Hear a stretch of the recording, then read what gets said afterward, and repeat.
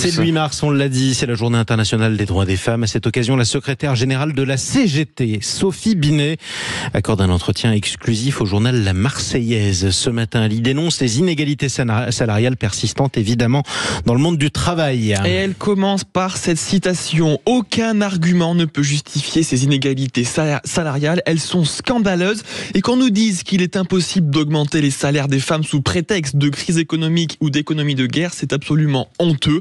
L'égalité salariale ne se mendie pas, elle est inscrite dans la loi. Mais alors, pourquoi cette égalité n'est-elle toujours pas respectée ? Sophie Binet répond, il n'existe pas de sanctions suffisantes dissuasives contre les entreprises qui discriminent. C'est comme si le code de la route interdisait de rouler à plus de 90 km/h, mais sans policier, sans radar, ni amende pour le faire respecter. C'est exactement la même chose en matière d'égalité entre les femmes et les hommes.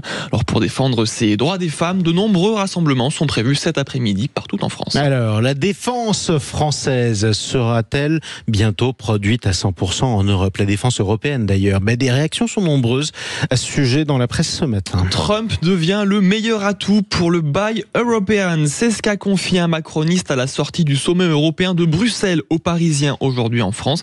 Alors pourquoi ? En déplacement à Nîmes ce vendredi, l'ancien Premier ministre Gabriel Attal apporte un élément de réponse dans les colonnes de Midi Libre.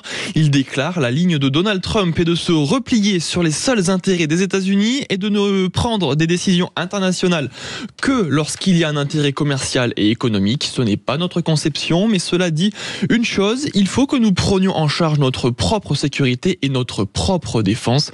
Un réarmement européen est essentiel dans ce contexte incertain. Il faut savoir que entre 2019 et 2023, 55% des importations d'armes des pays européens provenaient des États-Unis, selon l'Institut international des recherches sur la paix de Stockholm. Effectivement, et dans ce domaine, Marine Le Pen accorde un grand entretien au Figaro ce matin.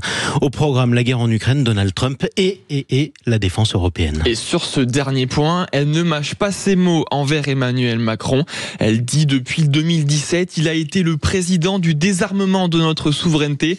Et voilà qu'il découvre aujourd'hui le sujet, sauf qu'il confond souveraineté et assujettissement en proposant de passer d'une soumission aux États-Unis à une soumission à l'Union européenne.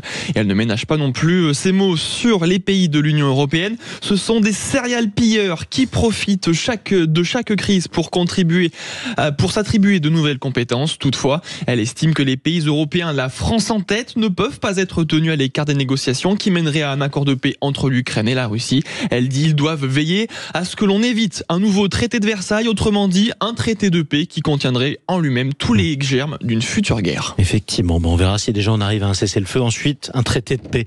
Quoi qu'il en soit, la finale avant l'heure aujourd'hui dans le tournoi Destination entre l'Irlande et le 15 de France. Évidemment, l'équipe en fait sa une. Et d'un côté, Bundee Aki, James Lowe, et de l'autre, Damien Penaud et Romain Ntamak. Et au centre, le trèfle irlandais avec en dessous le titre Irish des filles. Un match qui s'annonce grandiose. La rencontre sera bien entendu à suivre en direct à 15h15 sur Sud Radio, la radio du rugby.